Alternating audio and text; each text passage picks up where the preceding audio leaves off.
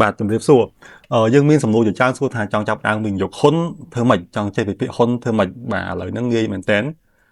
ចង់ចេះវិភាគហ៊ុនឆ្ងល់វិភាគហ៊ុនចង់ចូលវិភាគហ៊ុនចង់បើកគណនីជួញដូរវិភាគហ៊ុនចង់ចាប់ដើមវិនិយោគវិភាគហ៊ុនយើង download app CSX Trade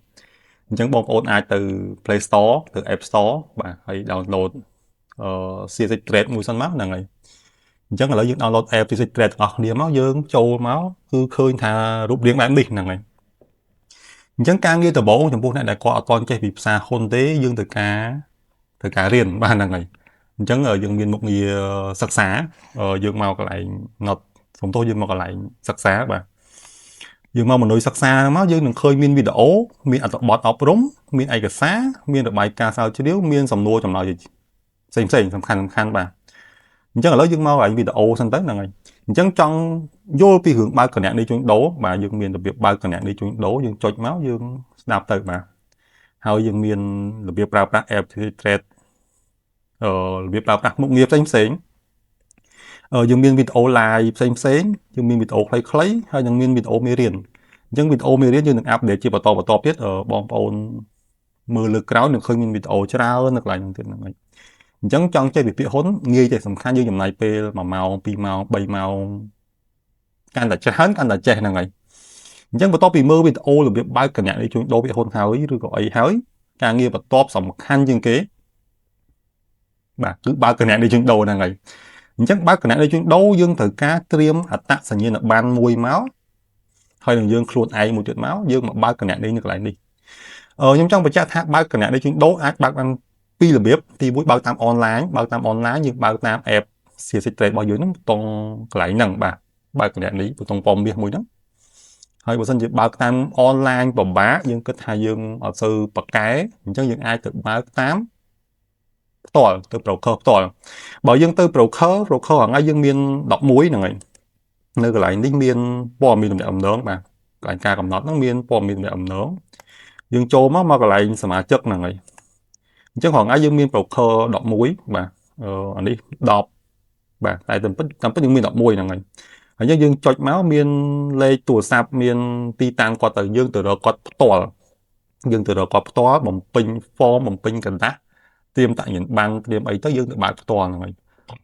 ប៉ុន្តែបើសិនជាយើងចង់បើកតាមអនឡាញគឺអាចបើកបានតាម app CSX Trade ហ្នឹងហើយអញ្ចឹងឥឡូវខ្ញុំបង្ហាញបន្តិចទៅសិនហ្នឹងហើយបើកតាម app CSX Trade យើងចូលមកបាទហើយយើងមានបើកគណនីជួញដូរយើងមាន broker មួយចំនួននៅកន្លែងនេះអញ្ចឹងបងប្អូនអាចរើសយក broker មួយណាបានខ្ញុំចង់បញ្ជាក់ថាហេតុអីបានជាយើងរើសយក broker មួយហ្នឹងអញ្ចឹងពេលខ្លះ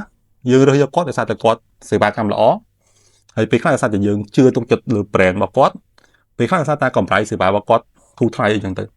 កម្រៃសេវារបស់ broker យើងជាទូទៅនៅចន្លោះពី 0.47 0.5 0. អីម្ដងប៉ុណ្ណឹង 0.47 ប៉ុណ្ណឹងទៅហ្នឹងហើយលើខ្វះគ្នាតិចតួចអញ្ចឹងបងប្អូនបើកដំបូងអាចបើកមួយណាក៏បានដែរកម្រៃសេវាស្តៀងគ្នាដែរទេអញ្ចឹងយើងបើកទៅយើងរើសយក broker មួយហើយយើងចុចពាក្យបន្ទាប់ហើយធ្វើតាមលំដាប់អញ្ចឹងទៅ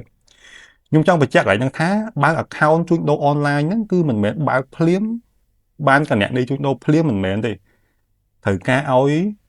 ក្រុមហ៊ុនមូលបត្រយើងហ្នឹងយើងហៅថា broker ហ្នឹងត្រូវការពួកគាត់ approve លើគណនីជួញដូរយើងហ្នឹងអញ្ចឹងពេលបើកឲ្យភ្លាមពេលយើងបើកជោគជ័យហើយ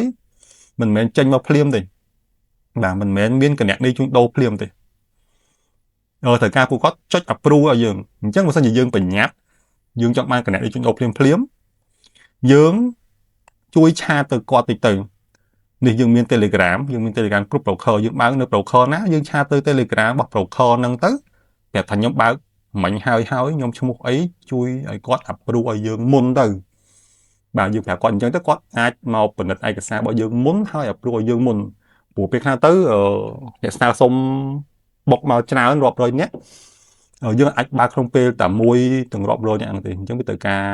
ជួតាមបាទតម្រង់ជួតាមដោយទៅវាត្រូវការពេលអញ្ចឹងបើសិនចង់លឿនត្រូវការឆាតទៅ broker អូខេហ្នឹងហើយត្រូវការឆាតទៅ broker អញ្ចឹងបើកឲ្យភ្លាមឆាតទៅ broker ទៅបាទហើយពេលខ្លះទៅគាត់រវល់អីចឹងទៅអាចឆាតទឹកតថ្ងៃទេមិនគាត់ថប់អីចឹងទៅហ្នឹងហើយតាមជាក់ស្ដែងអាចបើកម្ដងមួយម្ដងពីរក៏បានដែរយើងអាចបើកគណនីជួញដូរជាមួយនឹង broker មួយបានតែមកកណនីទេប៉ុន្តែ broker យើងមានច្រើនយើងអាចបើកបានមក broker មួយអញ្ចឹង broker 4 10យើងអាចបាន10កណនីក៏បានដែរអីទេតែមក broker យើងបើកបានតែមួយកណនីទេហ្នឹងហើយអញ្ចឹងបន្ទាប់ពីយើងបើកកណនីជួញដូរហើយបើសិនជាបើកជោគជ័យយើងមកកន្លែងតាមដានសំណើហ្នឹងបាទយើងចុចមកមិញហ្នឹងបាទមានពាក្យបើកកណនីហើយនឹងពាក្យតាមដានសំណើពេលយើងបើកបានមួយថ្ងៃឬក៏អីទៅបើសិនជាគាត់ approve ហើយយើងចូលមកកន្លែងតាមដានសំណើហ្នឹងទៅយើងវាយលេខទូរស័ព្ទវាយ password យើងអីហ្នឹងទៅនឹងដល់កន្លែងដូចខ្ញុំហ្នឹងហើយយើងចុចទៅវានឹង load អញ្ចេះបើសិនជាយើងបើកបានជោគជ័យគឺ load មកអញ្ចឹងមាន investor ID មានលេខកណនីជួញដូរទៅបើមិនជាចុចមកអត់តន់ load ដូចខ្ញុំអញ្ចឹងទេគឺបានន័យថាបើកអត់តន់ជោគជ័យទេអញ្ចឹងឆាត Telegram ឲ្យគាត់ជួយ approve ទៅហ្នឹងហើយបន្ទាប់ពីបានកណនីជួញដូរហ្នឹងហើយបានយើងអាចស្នើសុំដំណើរការកណនីជួញដូរយើងនឹងបានហ្នឹងហើយអញ្ចឹងរបៀបស្នើរបៀបបើកកណនីអីបន្ថែមបងប្អូនអាចចូលមកកន្លែង menu សិក្សាចូលកន្លែងវីដេអូដំបូងគេហ្នឹងគឺយើងមានលម្អិតបន្ថែមហ្នឹងហើយអញ្ចឹងចាប់តាមជួញដូរ